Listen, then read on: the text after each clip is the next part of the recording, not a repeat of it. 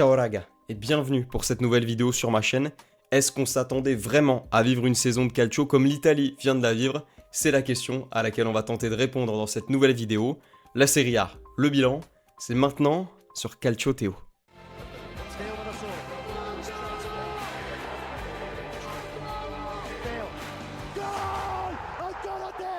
Avant de commencer la vidéo, pour bien la comprendre, on va se baser sur ce classement. Alors je vous invite à faire pause, mais il fait référence à la prédiction que j'avais faite au début de la saison sur cette même chaîne YouTube. L'idée aujourd'hui, c'est donc de voir pour chaque équipe de Serie A si je me suis complètement paumé dans la prédiction, ou si à l'inverse, des équipes ont complètement trahi leurs attentes. Parce que oui, vous allez le voir, il y a des écuries du calcio qui ont fini à des positions auxquelles personne ne s'attendait, ni vous, ni moi. Et comme pour cette première vidéo prédiction, il y aura pour la plupart des équipes à la fin de mes analyses le débrief des supporters que j'avais interviewés au début de l'année, avec là aussi des surprises et parfois des déceptions.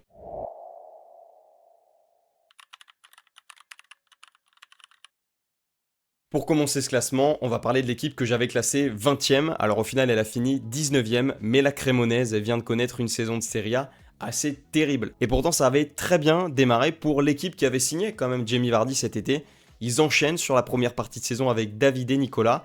Et puis alors à l'intersaison, un trou énorme s'installe dans la ville de Crémone. De la 15e à la 30e journée de Serie A, il n'y a aucune victoire pour ce club promu. Davide Nicola, qui est l'entraîneur à ce moment-là, prend la porte.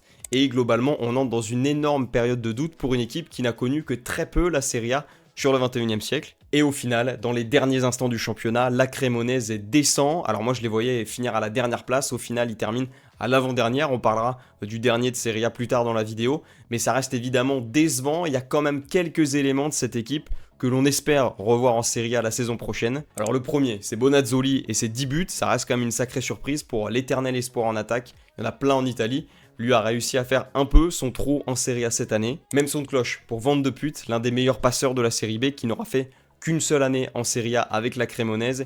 Ou encore pour la Muraille Bashirotto, je vous en avais parlé en début de saison. Lui, il avait fait le choix de retourner avec son club de cœur, la Cremonese, cette saison.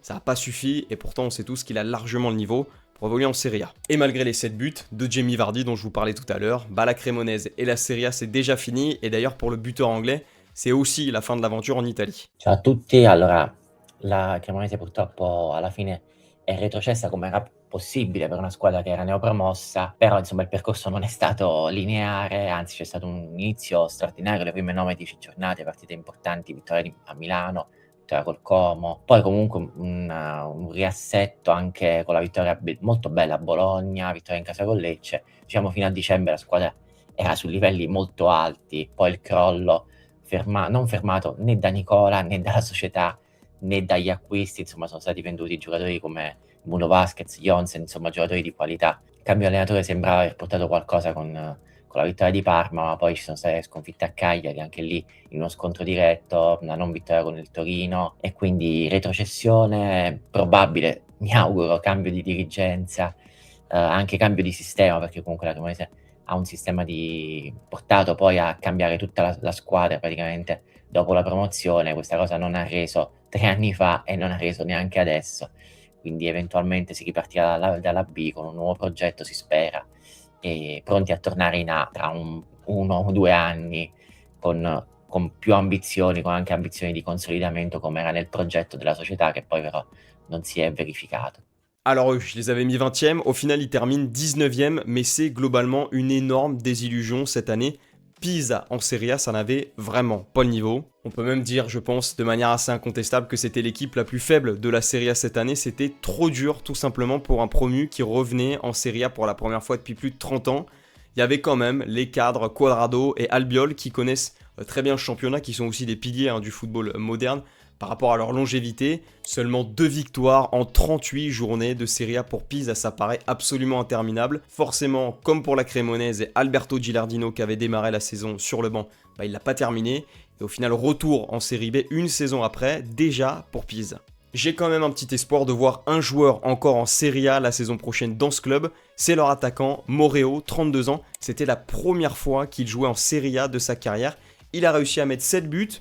C'est un bon bilan, c'est un joueur honorable et je le vois clairement être capable de jouer encore dans une équipe qui jouera le maintien la saison prochaine. en Serie A. Je faisais référence à ce classement au début de la saison parce que j'ai pas toujours été bon sur toutes mes prédictions et l'équipe que j'avais classée 18ème au début de la saison, c'était Parma. Et là on a une première vraie bonne surprise puisqu'ils ont terminé 13ème en réalité, les hommes de Carlos Cuesta, le fameux cadet sur un banc de Serie A. Il a seulement 30 ans, celui qui est né en 1995. Et le tacticien espagnol, il a fait son petit bout de chemin avec son 3-5-2 en Italie cette saison. Il y a individuellement des très bonnes surprises et collectivement quelque chose qui s'est créé pour une équipe qui était quand même passée par de gros problèmes judiciaires et financiers il y a quelques années de cela. Donc forcément, les bons résultats face à Milan, face à Bologne cette saison, ils sont bons à prendre pour Parma, d'autant qu'individuellement, il y a vraiment 3 joueurs qui sont sortis du lot cette année. La bonne surprise, Keita au milieu de terrain qui nous avait fait cette magnifique célébration pour la fête des mères il y a quelques temps. Pellegrino pour sa 2e saison en Italie qui claque 9 buts, cette fois-ci l'Argentin. Et puis Nesta Elfesh dont je vous avais parlé aussi sur Calcio Théo en milieu de saison, un joueur qui était passé de l'intérim à la Serie A en très peu de temps et qui a fait du bien en sortie de banc sur cette 2e partie de l'année. Ciao a tutti, et bien pour nous c'était une saison plutôt compliquée, surtout le début, où après 10 journées, on comptabilisait seulement 7 petits points au classement. On a affronté des moments assez compliqués aussi avec la blessure de Zion Suzuki, notre gardien principal, qui a dû être écarté des terrains pendant environ 5 mois. Donc dans l'ensemble, on finit 13e au classement avec 45 points, assez loin de mon pronostic qui était la 15, 16, 17e place. Je voyais une saison plutôt compliquée, encore plus que ça. On va dire que dans l'ensemble, en ce qui concerne le niveau de jeu affiché, surtout d'un point de vue offensif, c'est pas été très enthousiasmant.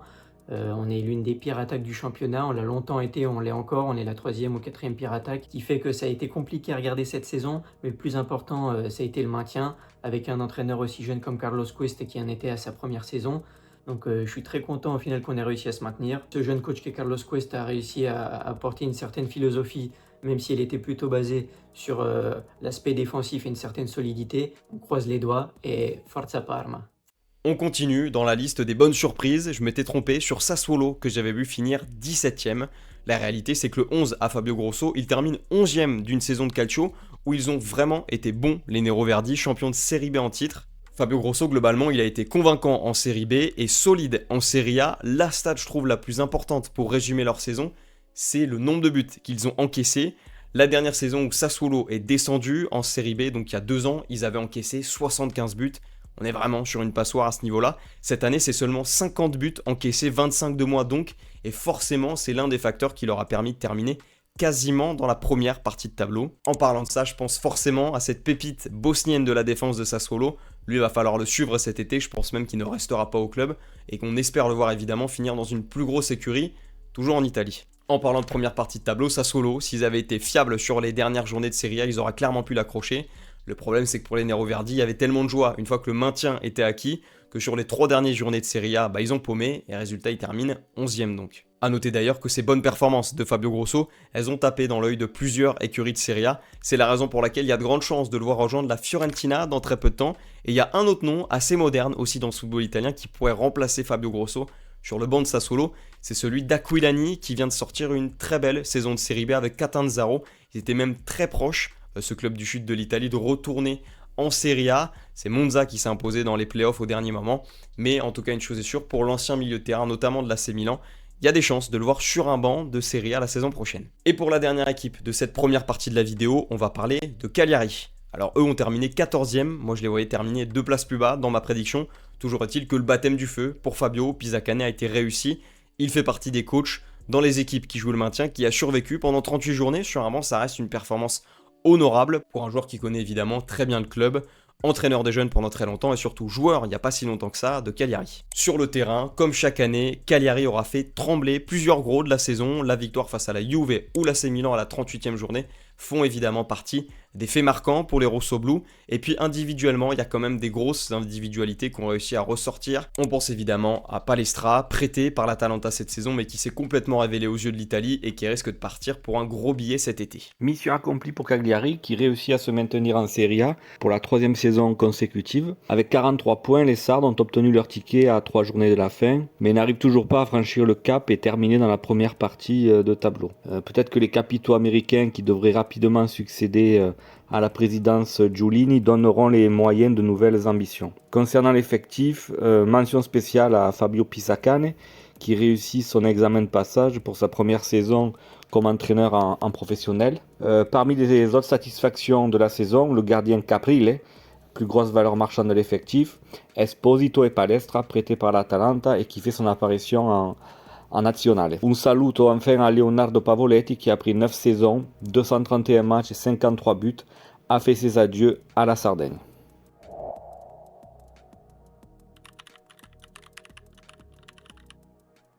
Bon, 2 sur 5 donc pour la première partie de cette vidéo, pour les équipes qui n'ont vraiment pas réussi à sortir leur épingle du jeu.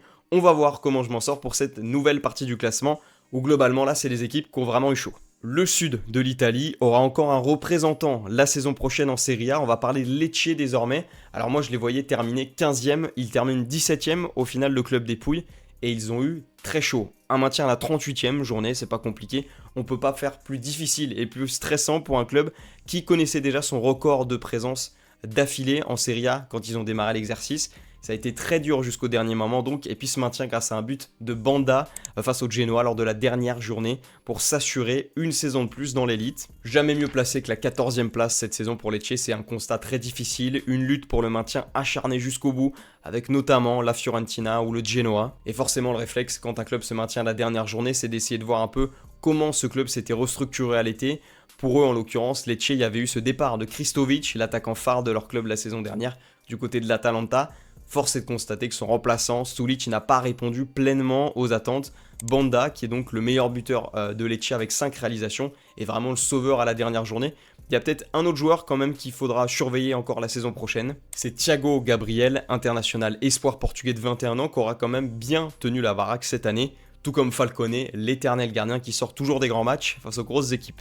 Deuxième erreur de prédiction pour ma part avec l'Hellas que je voyais terminer 14e. La réalité c'est qu'ils seront relégués, l'Hellas à l'issue de cette saison de Serie A, et qu'ils vont connaître la Série B la saison prochaine.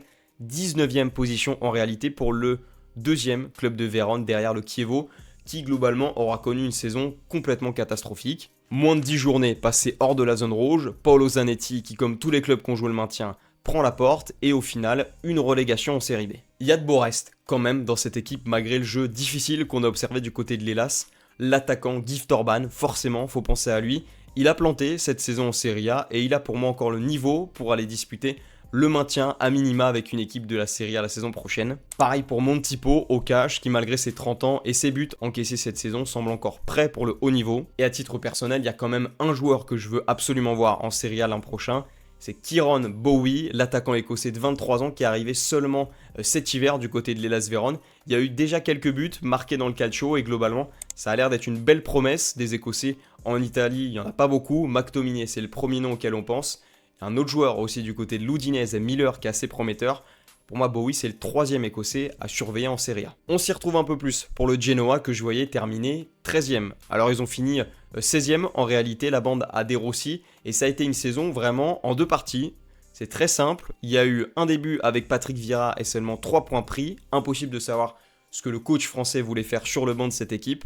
Et derrière, Daniele De Rossi qui est arrivé pour prendre tous les points restants des Rossoblu qui réussissent donc à se maintenir en très très grande partie grâce au coach italien. Les 38 points que prend De Rossi cette saison avec le Genoa, c'est forcément un beau clin d'œil à l'histoire. Après son éviction assez étrange de la Roma la saison dernière, il a clairement montré l'ancien milieu de terrain de la Roma que c'est un coach capable de coacher en Serie A et qu'il a surtout réussi à créer, à sortir des individualités pour que dans le jeu, il y ait des belles choses qui se passent au Genoa. Ostigard, l'ancien Rennais, c'est vraiment le patron de cette défense cette saison. Juste à ses côtés, il y a Vasquez, le Mexicain, buteur lors d'une des dernières journées de Serie A et qui montre aussi lui de belles choses. Malinowski au milieu de terrain va partir et pourtant il nous aura encore régalé cette saison avec ses frappes qui viennent toujours d'ailleurs. Et Colombo devant l'éternel espoir de Milan qui semble enfin s'épanouir à Gênes. Ciao, salut, c'est Laurent de Genoa France sur X et sur Instagram. Dans un premier temps, bien les 10 matchs sous Patrick Vieira, où l'équipe a complètement perdu ses repères, n'avait pas de fond de jeu, c'était terrible. On sentait que cette équipe n'allait nulle part ailleurs qu'en Série B malheureusement. Et puis bien voilà, De Rossi qui débarque, nouvelles idées, nouveaux systèmes, les cadres redeviennent des cadres. Malinowski, Vasquez, Frenrup se remettent à bien jouer. Le recrutement raté de l'été, Grandbeck, Stanchou, Carboni, ils partent tous. Bailo est recruté pour être gardien numéro 1 à la place de Leali, qui est un bon gardien, mais qui a quand même des lacunes. Et Baldandi aura très peu joué au final, mais actuellement De Rossi fait tout pour le signer. Voilà, Malinowski est parti. Reindrop sera peut-être impliqué dans le deal qui verra Baldanzi voir son option d'achat exercée. De Rossi va rester au moins une saison de plus. C'est l'éternel recommencement au Genoa. Donc Forza Genoa, bon été, bonne Coupe du Monde, même si l'Italie n'est pas là, ça nous fend tous le cœur, j'en suis persuadé. Mais sinon, on se retrouve l'année prochaine pour les prédictions pour le Genoa que j'espère voir en première partie de tableau. Ciao. Pour l'équipe suivante, qui a terminé 10e, en vrai, moi je les voyais terminer 12e avec ma prédiction au début de la saison, il faut louer absolument le travail d'un homme, Costa Ronjaic. Il a vraiment complètement changé le visage de l'Udinese, qui historiquement est quand même une équipe assez relou à voir jouer, c'est pas le football le plus plaisant.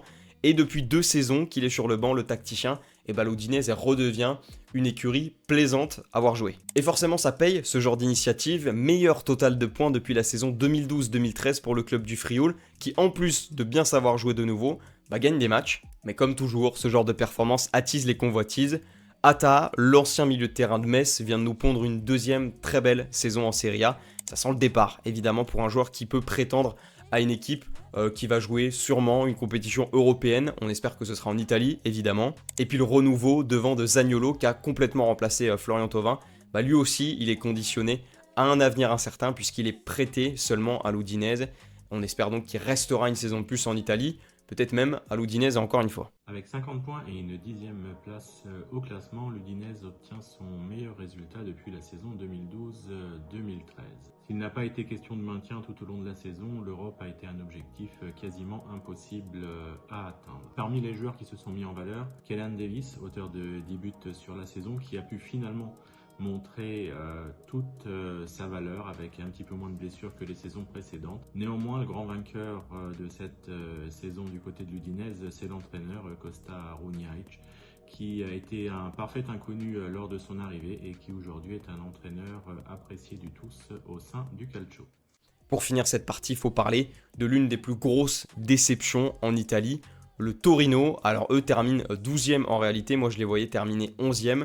C'est une saison où il n'y a vraiment qu'un seul chiffre qui me vient en tête, c'est la deuxième pire défense de Serie A, juste derrière Pisa. Et je trouve ça complètement incohérent pour une équipe comme le Torino, historique en Serie A, qui avait des ambitions européennes. Comment c'est possible d'avoir été une telle passoire cette année? C'est absolument incompatible avec le fait d'avoir des ambitions européennes justement, de terminer, défensivement parlant, juste derrière la lanterne rouge. Alors oui, on peut avoir la satisfaction, offensivement parlant, de voir Vlasic ou Simeone nous sortir quand même de très belles saisons. Il y a le capitaine, l'éternel Duvan Zapata, qui a aussi répondu présent. Mais globalement, si tu fais le bilan de cette équipe, elle n'a jamais été dans la première partie de tableau toute la saison.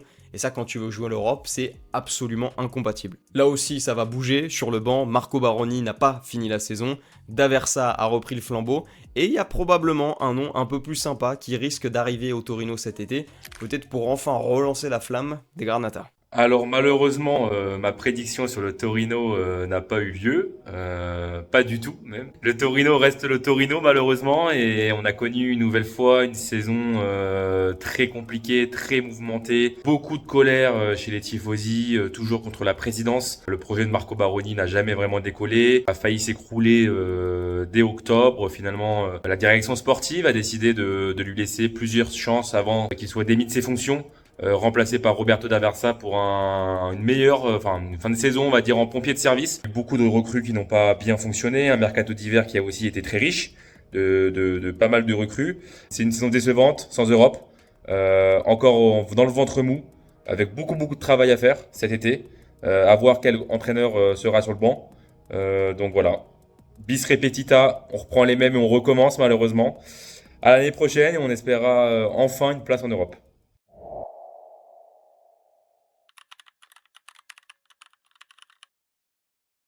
Une grosse erreur donc pour la partie précédente avec l'Hellas qui a terminé bien plus bas que ce que je voyais. Pour le reste, on était plus ou moins dans le thème, on va dire.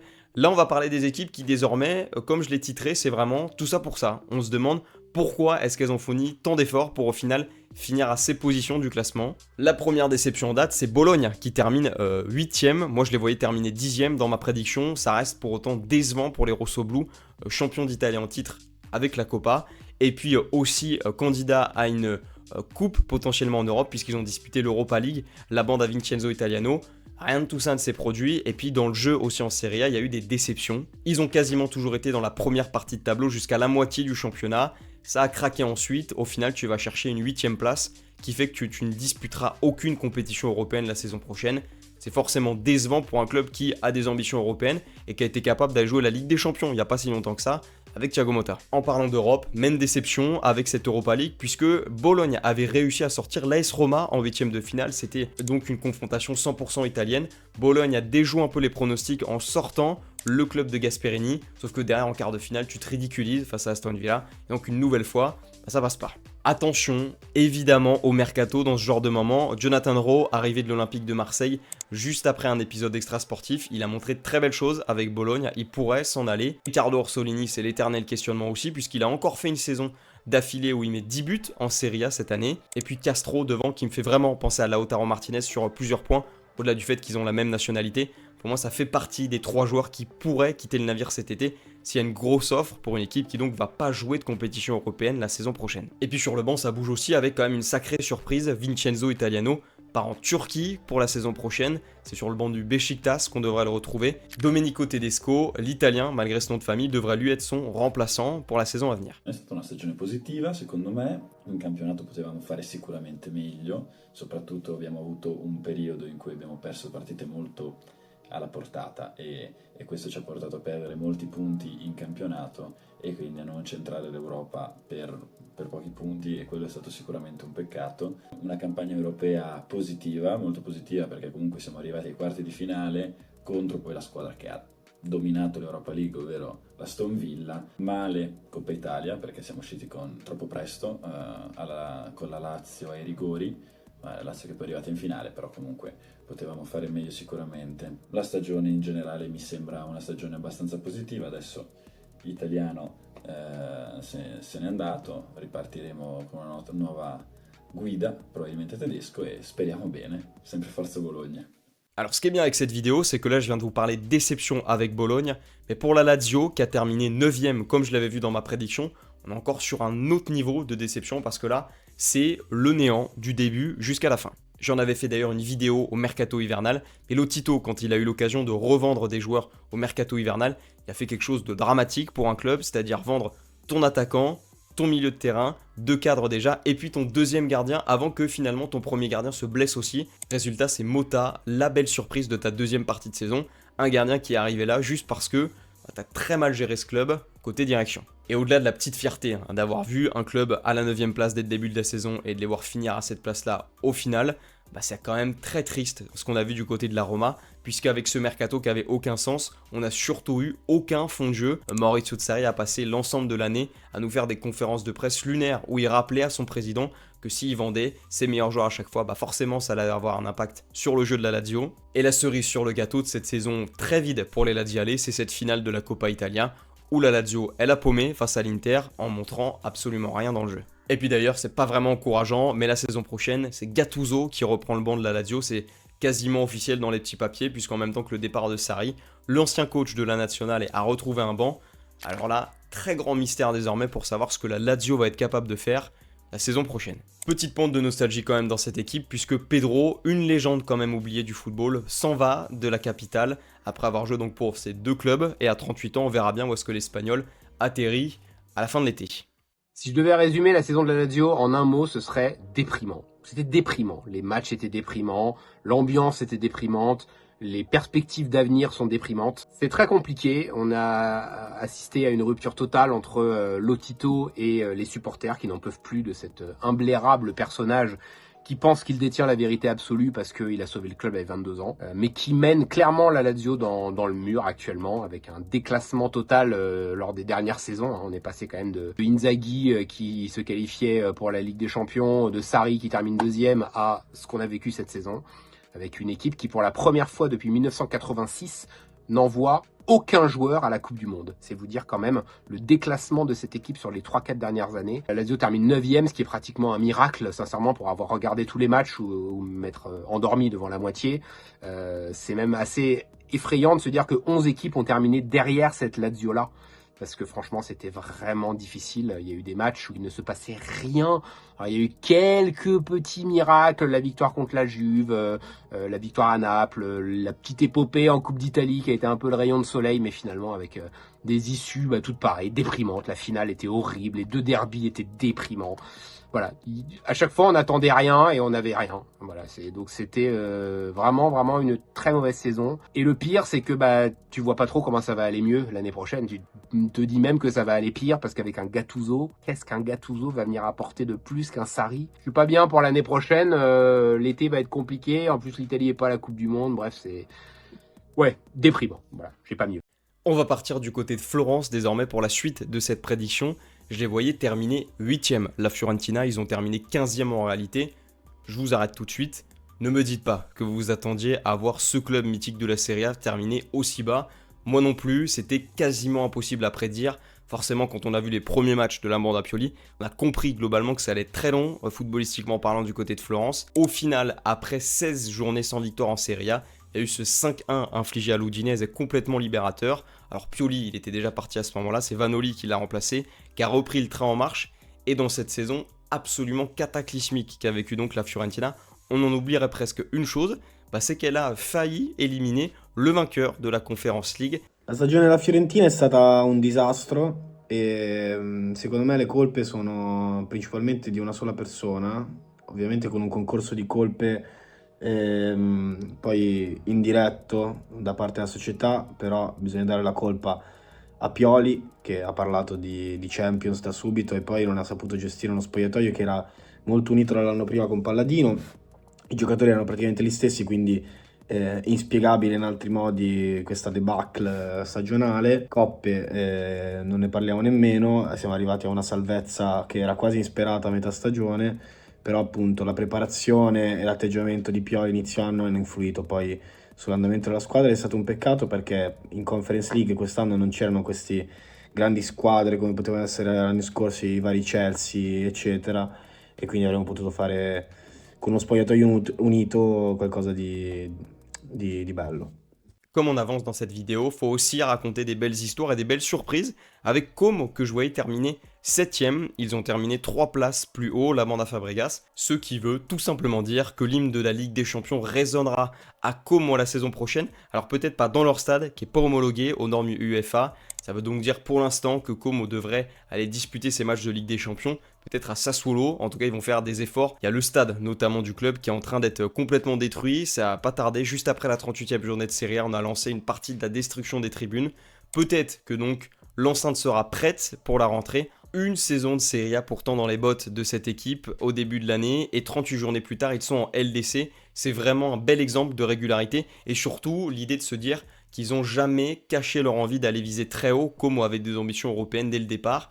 Ils l'ont toujours assumé. En témoigne le fait qu'il y a seulement 3 journées sur 38 où Como n'était pas dans la zone Europe de la Serie A. 29 buts encaissés, c'est donc la meilleure défense en plus du championnat. En un mot, régularité, c'est comme ça que tu peux résumer la saison de Como qui va chercher cette Ligue des Champions à la dernière journée, mais qui aura été convaincante et surtout sur la même ligne toute la saison grâce à plusieurs hommes. Le gardien Butez a disputé les 38 matchs cette saison de Serie A pour Como. Juste devant dans ta défense, tu as Kempf et Ramon. 10 ans séparent ces deux joueurs, mais ils ont vraiment été les patrons. D'Acuna et Perrone se sont occupés de porter ton milieu. Et puis devant, Nico Paz et Douvikas, ça plante 33 buts pour Como en Serie A à eux deux. Plein d'autres joueurs évidemment sont à souligner dans ce 11. Ils ont globalement tous très bien compris à quel point la philosophie de jeu de Fabregas était importante dans la réussite de Como. Faut quand même rappeler que les finances de ce club, elles sont XXL. Déjà un très gros mercato réalisé l'été dernier. Et avec une qualification en Ligue des Champions, forcément, il va y avoir de l'argent sorti de nouveau du côté de Como. Je les voyais donc 7e au début de la saison. Ils m'ont fait mentir, comme ils ont aussi dû faire mentir une partie des suiveurs du Calcio. N'hésitez pas à me le dire dans les commentaires. Chapeau à eux, et c'est forcément une belle surprise parce que l'autre équipe qui va aller disputer la Ligue des Champions et qui l'a su au dernier moment, elle aussi, elle a fait preuve de régularité. Il y a 9 mois, au début de saison, j'avais donné la 6 ou 7e place, il me semble. Honnêtement, une 4e place, moi, j'aurais pas cru du tout. 4e place en Serie A, c'est quand même quelque chose. Et surtout que malgré les moyens, j'arrivais pas à avoir cette vision réaliste. Mais cette saison, ça m'a fait plaisir parce qu'il y a beaucoup plus de gens qui ont découvert le football sur le lac. Ça fait franchement très plaisir, ça ramène du monde, plus de gens qui s'intéressent, on peut en parler. D'ailleurs, sur mon compte, on en a beaucoup parlé. Et ça fait très plaisir. Il y a des joueurs qui s'affirment et qui deviennent des piliers, comme D'Acuna et Butez, deux Français en plus. Ça fait très plaisir. Un attaquant grec, Douvikas, qui conclut et qui concrétise vraiment devant les cages avec 14 buts. D'ailleurs, c'est lui qui marque le but qui nous qualifie en Coupe d'Europe, pas en Ligue des Champions, en Coupe d'Europe. Et ça, en plus avec le but, le contexte et tout, c'est vraiment la classe. Cette année, en fait, Fabregas, il a réussi à vraiment créer un esprit collectif et une énorme cohésion. On l'a vu en Coupe d'Italie, on l'a vu en Serie A, avec plein de moments à la fin des matchs où il fait des discours, il se concentre vraiment que sur son équipe et que sur l'esprit que va avoir l'équipe. Et en vrai, c'est ça qui a été payant. Il y a eu aussi les demi-finales, ça c'est historique, avec l'élimination de Naples, magnifique au penalty, et une qualification du coup en Ligue des Champions totalement folle comme je vous ai dit. Enfin bref, là j'ai juste hâte de voir la suite.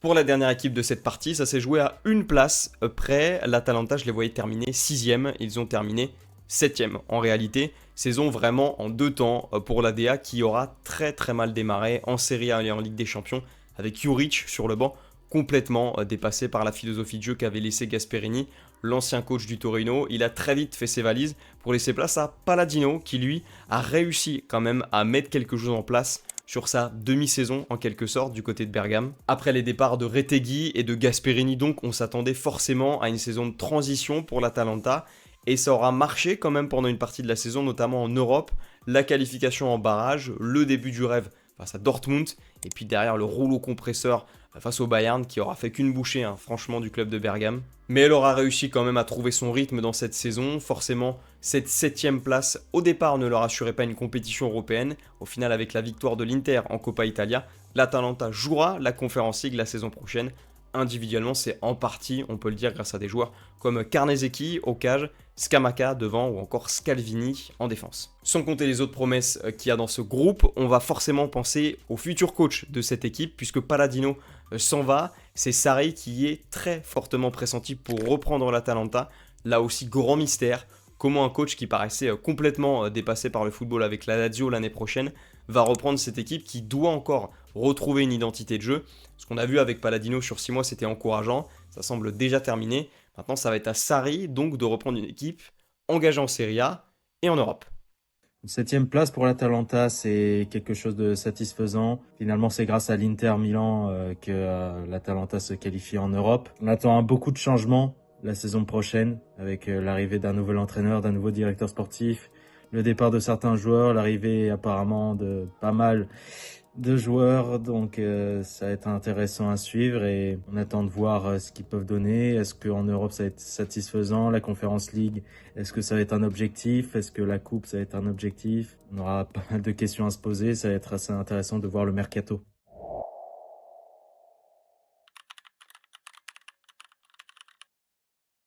Bon, pour le ventre mou de la Serie A, j'avais vu juste, on va dire, pour l'Atalanta, la Lazio et Bologne. Pour le reste, on peut dire que je me suis raté. Toujours est-il que dans la dernière partie de cette vidéo, on va s'attaquer à la crème de la crème, les 5 premières équipes du Calcio. Alors le top 5 en Italie, c'est tout ou rien. Il y a d'un côté les grandes déceptions et de l'autre les grandes surprises. Pour les 2 équipes dont je vais vous parler maintenant, j'ai inversé à une place près leur classement et ça s'est joué à la dernière journée. L'AS Roma, je les voyais terminer 5e et au final ça accroche le top 4, la bande à Gasperini. Je les voyais pas aller chercher cette zone Ligue des Champions, l'AS Roma pour un club qui n'avait plus disputé la Ligue des Champions depuis 2019.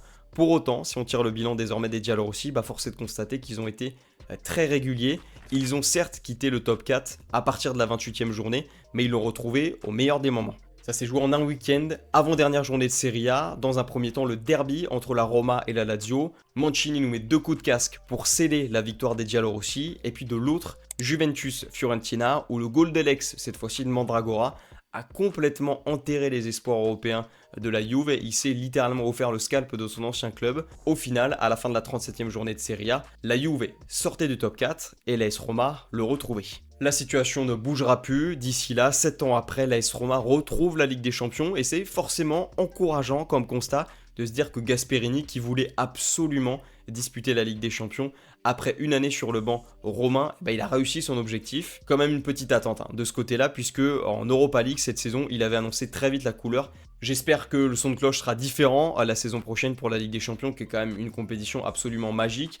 Dans l'histoire récente de l'AS Roma, il y a quand même de très beaux souvenirs liés à la coupe aux grandes oreilles. Et puis même, actuellement, voir Malen qui a complètement transcendé le visage de l'AS Roma sur la deuxième partie de saison, jouer la Ligue des Champions, moi ça me hype.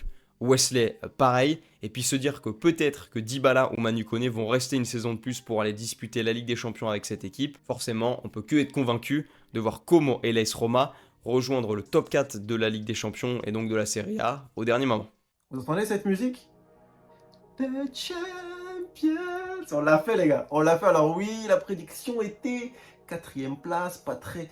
Beaucoup d'indulgence pour Gasperini, première saison. On a eu de la chance, On a su tirer notre épingle du jeu dans une Serie A, oui, il faut le dire, assez faible cette saison. Nous, on a réussi à s'en sortir. Ça s'est joué jusqu'au sprint final, avec notamment un retournement de situation face à Parme. Pour revenir aux prédictions, Ferguson, j'ai été dupé par sa pré-saison. Soulé a bien démarré, on est très loin du double 10. Et pour Dybala, avec une saison d'un grand Dybala, malheureusement, ça n'a pas été le cas, il ne faut pas épargner par les blessures, par les pépins physiques. Ça reste un des acteurs majeurs de cette qualification avec des champions, puisque sur les 4 derniers matchs, il nous a sorti 4 masterclass absolus. Et le mercaton l'avait signalé important, il manquait des joueurs à recruter qui n'ont pas été forcément recrutés.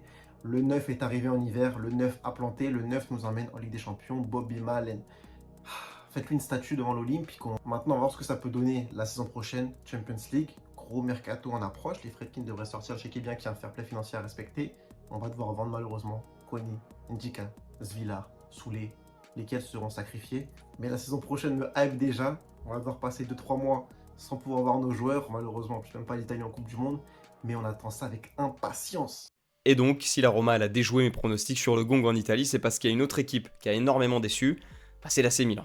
Sans aucune compétition européenne à disputer tout au long de la saison, la bande Allegri n'a pas réussi à se hisser dans le top 4. C'était pourtant l'objectif affiché dès le début de cette saison de Serie A 2025-2026. 35 journées passées dans l'ensemble de cette saison de Serie A dans le top 4 pour au final en descendre au pire des moments. Une qualification certes en Europa League, mais une déception énorme pour une direction qui n'aura pas fait long feu après cet ultime échec face à Cagliari lors de la dernière journée. Tout le monde est parti, sauf Ibra qui a donc la lourde responsabilité de reformer un nouveau staff pour la saison à venir pour les Rossoneri. Si tu tires un bilan de la fin de la saison, il est vraiment cataclysmique. 6 défaites sur les 10 dernières journées de Serie A. C'est vraiment pas digne d'une équipe qui veut absolument s'imposer dans le sprint final. On parle d'une équipe qui, même pendant un moment, était sujette à jouer le titre face à l'Inter. Au final, il n'y a rien de tout ça. Tout s'est écroulé en fin de saison. Et donc, ça sera l'Europa League et cet hymne pour l'AC Milan la saison prochaine. Et donc, en plus d'avoir vu un 3-5-2 quasiment sénile toute la saison, il y a l'interrogation aussi de ne plus voir Leao, Modric ou Rabiot disputer une nouvelle saison avec l'AC Milan la saison prochaine. Parce que forcément, la Ligue des Champions, ça sera sans eux.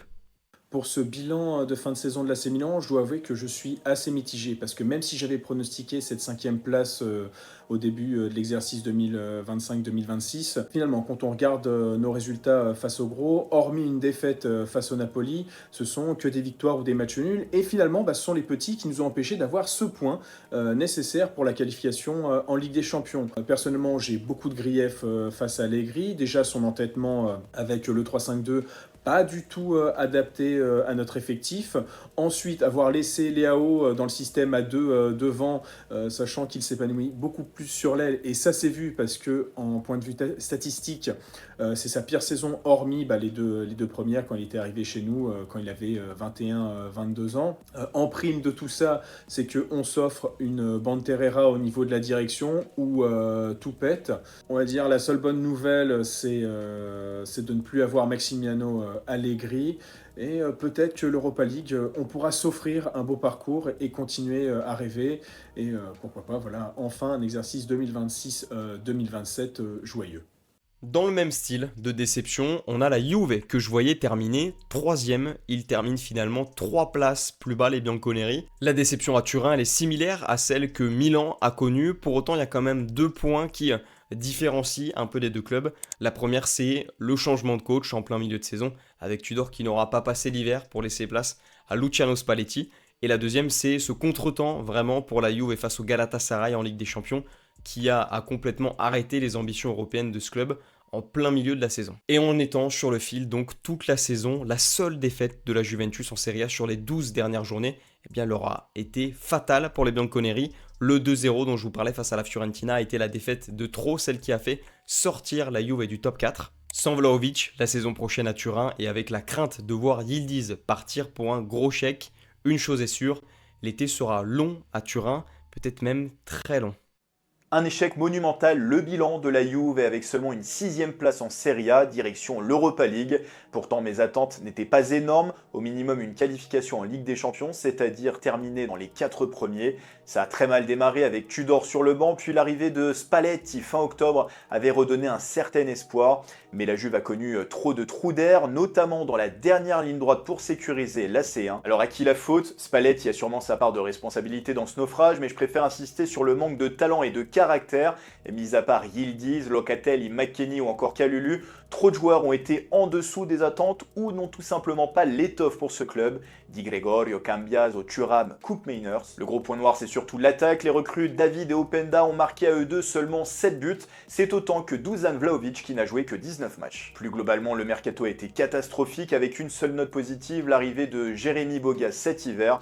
Malgré cela, l'administrateur délégué Comoli a été confirmé dans ses fonctions, tout comme Spalletti qui demande 3 à 4 renforts importants. Mais les possibilités vont être minces en raison du manque à gagner avec la non-qualification en Ligue des Champions. Certains joueurs importants comme Bremer pourraient quitter le navire. Vlahovic, lui, ne renouvellera pas son contrat. Il y a donc une attaque et même probablement toute une équipe à reconstruire. Bref, une saison à oublier. Ce n'est sans doute pas demain que l'on retrouvera sur ce maillot le Scudetto ni le patch Ligue des Champions.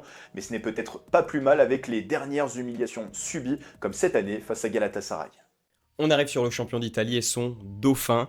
Et comme pour certaines équipes dans ma prédiction de Serie A, j'ai inversé les deux tout simplement. L'Inter, je les voyais terminer deuxième. Au final, c'est pour les Nerazzurri que revient ce nouveau Scudetto dans l'histoire de la Serie A. L'Inter est la nouvelle championne d'Italie à l'issue d'une saison où elle aura su faire une chose que personne d'autre n'aura su faire, être régulière. La série de 13 victoires en 14 matchs entre les deux derbys perdus face à Milan montre une chose chez les Nerazzurri. Oui, ils ont parfois perdu des matchs face à des gros, mais non, ça les aura jamais empêchés d'être au sommet de la Serie A. Gros point fort aussi sur le banc, peut-être l'un des plus performants en Italie, quand tu es en difficulté dans un match et que Susic rentre au milieu de terrain et que Pio Esposito et Boni viennent filer un coup de main à l'attaque, forcément, ça décante beaucoup de matchs. La saison se termine même avec un doublé pour les Nerazzurri, puisqu'en finale de la Coppa Italia face à la Lazio, les Nerazzurri n'ont fait qu'une seule bouchée des Laziali. Seul caillou dans la chaussure donc cette saison pour l'Inter, l'élimination face à Bodo Glimt en Ligue des Champions. Mais avec moins de 20 matchs coachés en Serie A pour Christian Chivu avant sa signature à l'Inter l'été dernier, franchement pour une première saison en Italie, chapeau. Et ça veut surtout dire que l'année prochaine, on va forcément encore viser le Scudetto pour l'Inter. Ciao ragazzi, des fois on est heureux de se tromper, aujourd'hui c'est le cas puisque j'avais prédit une 3e place et finalement on remporte le Scudetto, le 21e de notre histoire. Lautaro finit meilleur buteur, Di Marco finit meilleur joueur, on gagne la Coppa Italia aussi, donc doublé sur le plan national, c'est magnifique. Si je devais retenir un seul bémol sur cette saison sur le plan national, je parlerai des grosses rencontres lors desquelles je trouve on n'a pas été souvent à la hauteur. On a perdu les 2 derbys, on gagne contre la Juve seulement le match retour, mais avec une décision arbitrale plus que litigieuse. Et globalement, dans les gros matchs, surtout en première partie de saison, je trouve qu'on était vraiment pas bon. Mis à part ça, chapeau à Chivu. J'avais mis des doutes par rapport à son arrivée et c'était lié aussi à sa jeune expérience. Il m'a donné tort, donc vraiment bravo à lui. Très satisfait aussi des recrues qui se sont montrées performantes, je trouve. Et on a vraiment beaucoup plus de qualité par rapport à l'année dernière. Après, deuxième point noir, même si ça ne concerne pas la partie nationale, c'est forcément l'élimination en Ligue des Champions contre Bodo Glimt. Mais voilà, c'est non très très content. Et pour terminer cette vidéo, le Napoli nous aura fait du Napoli cette saison.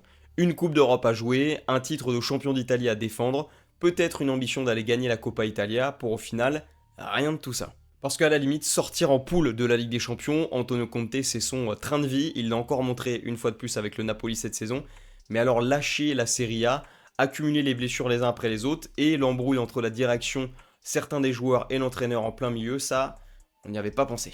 En Serie A, le Napoli aura assisté pendant très longtemps à la lutte entre les deux clubs de Milan pour le Scudetto avant de s'asseoir finalement à la 3e place pour assister à distance entre ce duel. Les langues se sont déliées en fin de saison, notamment avec De Bruyne qui a dit tout le mal qu'il pensait d'un Conte qui s'est quand même enfermé dans beaucoup de ses principes de jeu. C'est d'ailleurs la fin pour Antonio Conte et le Napoli. 2 saisons après, le tacticien italien s'en va. Et oui, ça pour le coup, dans le football moderne, on n'y échappe pas. Conte, c'est très souvent 2-3 saisons, pas plus en club, et puis s'en va. À voir qui reprendra le train en marche désormais, parce que donc le Napoli termine 2e de Serie A, retourne en Ligue des Champions. Et puis il y a 2 signatures offensives à suivre, puisque les options d'achat d'Alisson Santos et de Højlund ont été levées. Ça pourrait quand même dynamiter un peu ce secteur qui a été meurtri par l'absence quasiment toute la saison de Lukaku. De Bruyne et McTominay partis pour rester. On espère que le Napoli restera l'un des dignes représentants du chute de l'Italie pour le football la saison prochaine. Le bilan du Napoli cette saison, il est quand même très mitigé. Oui, une 2e place en Serie A, sur le papier, ça paraît pas infamant. Mais quand tu regardes la régularité, la qualité du jeu déployé, la moyenne de points, de buts marqués, au final, c'est très moyen. Et surtout, le gros raté de la saison, c'est l'élimination au premier tour en Ligue des Champions, qui est franchement un scandale, vu l'effectif, et au regard aussi des objectifs naturels du club, qui étaient notamment de devenir encore plus compétitif en Coupe d'Europe. Maintenant que tu es capable d'enchaîner les titres en Italie surtout. Donc honnêtement, mon bilan, il est clairement pas positif. Et pour moi, la responsabilité, elle revient surtout à Conte et De Laurentiis pour leur mauvaise gestion des échéances et de l'effectif, malgré les blessures, il est vrai. Et vu les actualités récentes, ça sent pas partir pour s'arranger malheureusement. C'est la fin de cette vidéo, merci de l'avoir regardée. Je vous lis désormais dans les commentaires, j'ai hâte de voir comment est-ce que vous débriefez cette saison de Serie A, qui comme je l'ai expliqué dans cette vidéo, il y avait des choses auxquelles on s'attendait et d'autres où vraiment c'est sorti d'absolument nulle part. Et c'est ce qui fait peut-être que malgré l'absence d'adversité pour le Scudetto, on va dire, on a quand même vécu une saison de Serie A assez inoubliable. Calcio Theo, c'est évidemment un média en format vertical. J'ai sorti un débrief après chaque journée de Serie A cette saison. Ça continuera évidemment l'année prochaine avec quelques nouvelles surprises. Je vous donne donc rendez-vous là-bas pour débriefer tout le long de l'été le mercato et puis se retrouver à la mi-août pour une nouvelle saison de Serie A. D'ici là, n'oubliez pas, suivre le calcio, c'est bien, mais le faire avec Calcio Theo, c'est mieux.